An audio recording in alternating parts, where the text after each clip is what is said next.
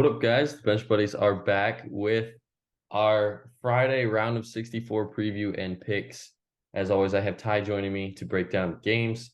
But before we get into it, make sure you hit that subscribe button down below to be updated with all of our March Madness content and to be entered into our giveaway at 500 subscribers. So let's jump into it here with the first game at 12:15 on CBS. You got a great matchup here in the Michigan State Spartans and the USC Trojans. The Trojans come in a little underrated, and Michigan State is being heavily slept on. So I think that just makes for great anticipation to kick off the day. I'm going with the Spartans just because of Tom Izzo's experience in the tournament. And it seems like when they're always a 5 seed or lower, they start to make a run. And, looking at their bracket and who they might have to play in the next round with Marquette, they could possibly pull off that upset. Yeah, I agree. I think it sets up really well for Michigan State. And I think they can compete with anyone in the country. It's just they happen to completely lay an egg once every 3 or 4 games, like you saw in the Big Ten tournament. So we'll see if they can avoid that here on Friday. I think they'll be very motivated coming off that embarrassing loss in the Big Ten quarterfinals to Ohio State. So with that, and you got Tom Izzo, two very experienced guards. I think it'll be enough for Michigan State to get through USC in the first round. Then at 12:40, Kennesaw State and Xavier. I'm going with Xavier. The Big East is going to kind of dominate, I would say, this year in the tournament.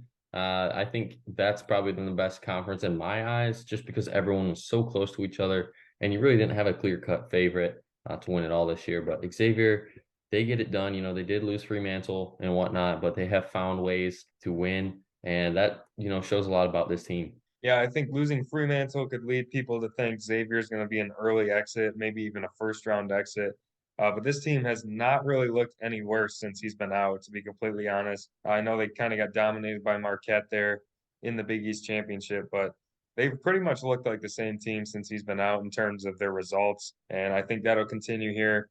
I think they've been a very well coached team in Sean Miller's first year. I think they should easily get through Kennesaw State. At 1:30, we have USB, University of California, Santa Barbara, in that sweet logo, the Gauchos, going against Baylor. And this might be the best 14-3 matchup for an upset that you'll see.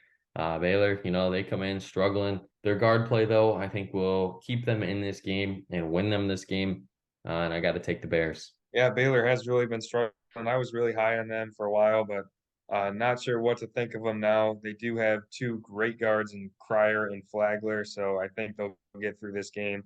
Would not be surprised if they made a very deep run, but also wouldn't be surprised if they don't make it out of the first weekend. So we'll see what. Then at 2, we are both going with a 12-5 upset with VCU getting in after winning the A10 and St. Mary's. Well, this team I think is going to play some real competition.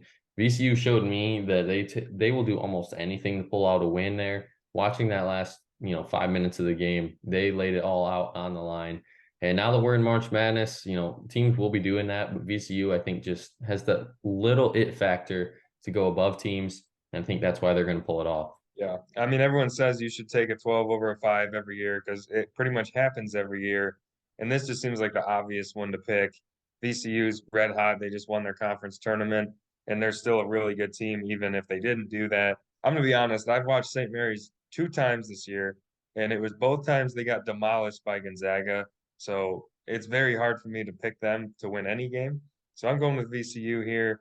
VCU's hot, and St. Mary's just got blown out. So. At 2:45, we got Vermont and Marquette. And one of my favorites to possibly make a Final Four run are the Marquette Golden Eagles. I think this team is still criminally underrated compared to a lot of the other 1 and 2 seeds that are getting all the hype. Marquette, still wins the Big East in the regular season and the conference tournament. And here they are, still not getting talked about enough.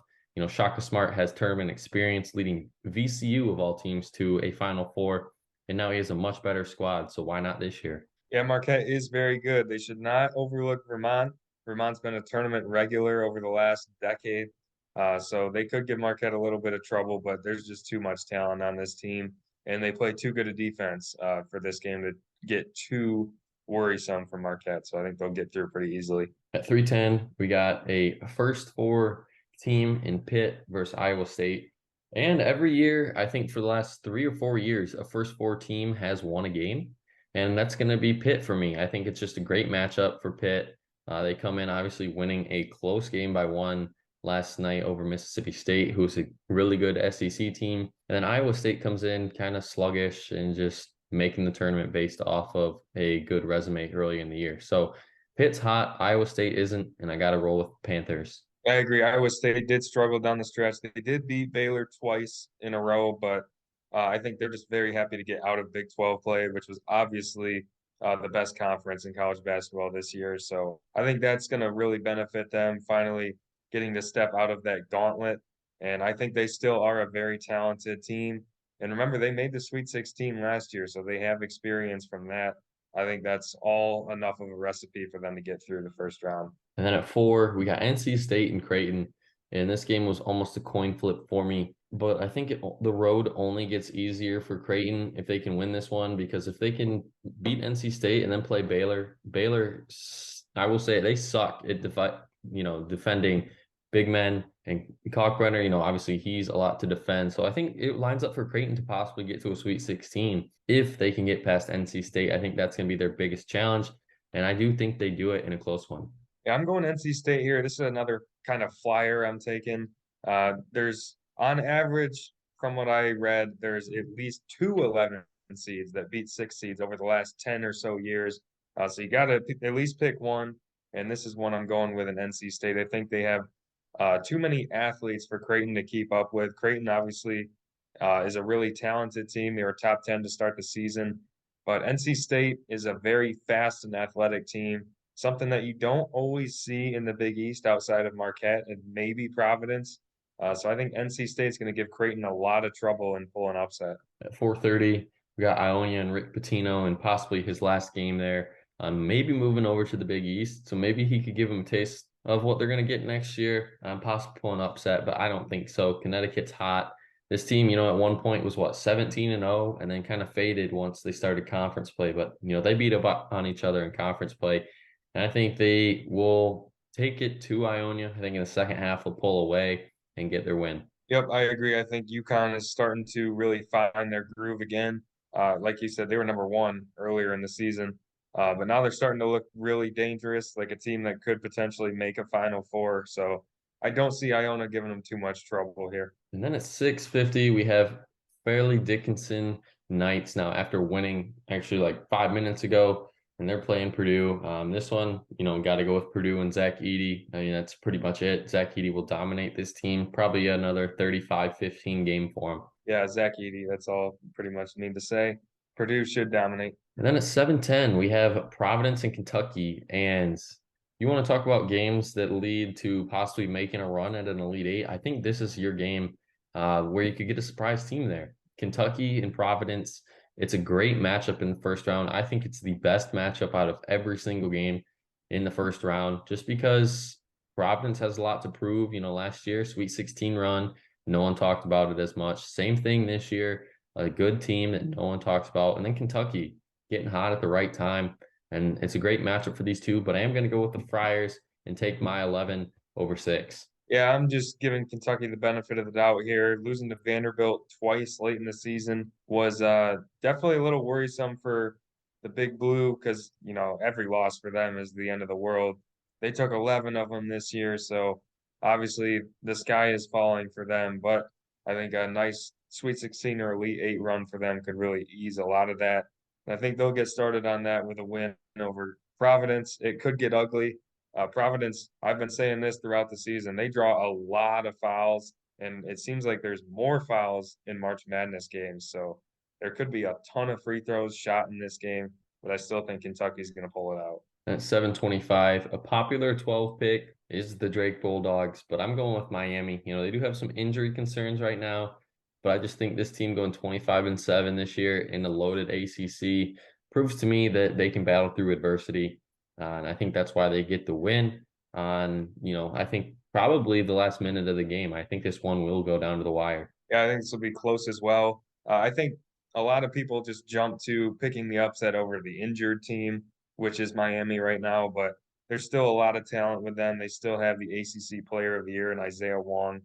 So I think they will have just enough to get by Drake, but I do think it's going to hurt their chances to make any type of run. And then at 7:35, we got Gonzaga, and this team, well, They're a buzzsaw every year until they face the top competition, it feels like. And I think this year that narrative might change because they've just been taking care of business. They played a ton of good teams in the start of the year and hung with them. And I think that's going to gear them up for this run. And I think they're going to take care of business, at least in this one. And then we'll see what they can do after. Yeah, I agree. I think Gonzaga's almost flying below the radar this year a little bit. They took some losses in non-conference this year, pretty much got them out of the running for a 1 or 2 seed, but they absolutely dominated St. Mary's the last 2 times they played, and I thought they looked really impressive in that West Coast championship game.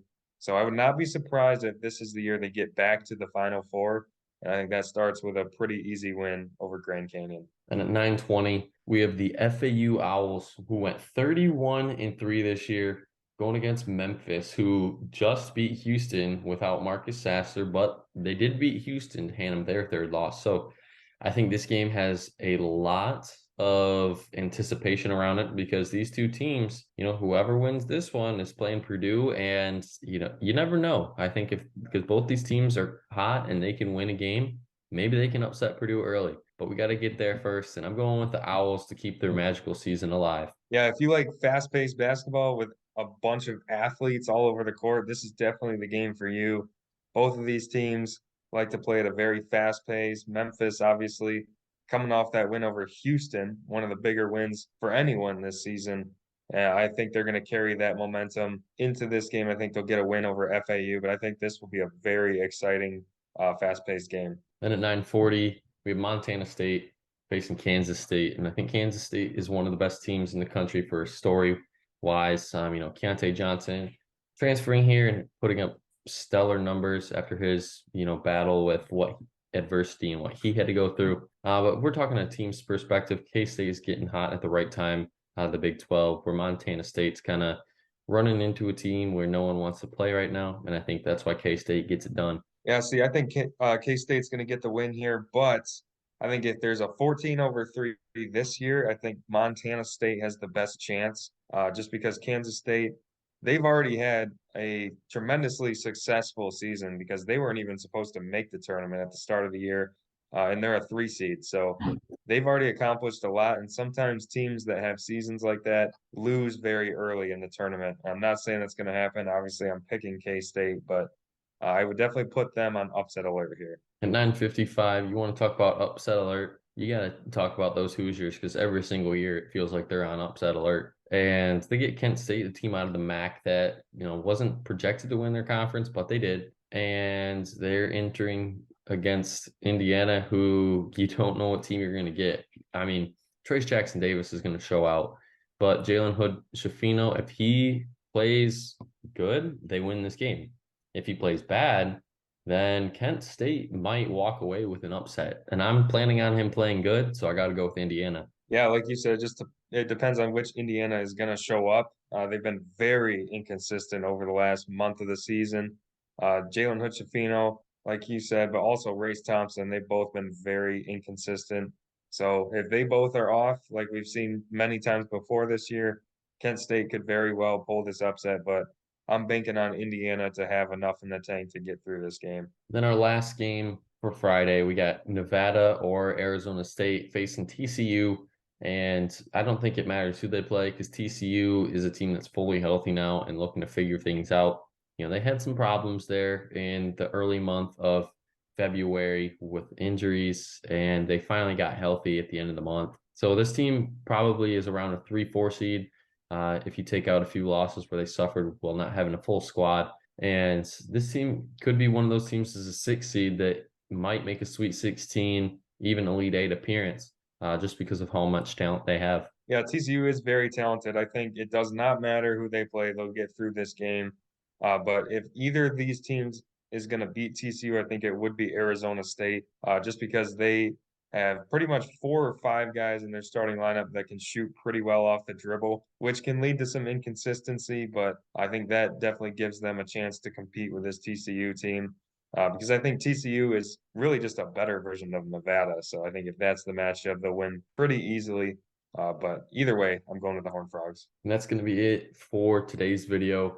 Make sure you guys check back this weekend to see our round of 32 picks and previews. But as always, the Bench Buddies are out.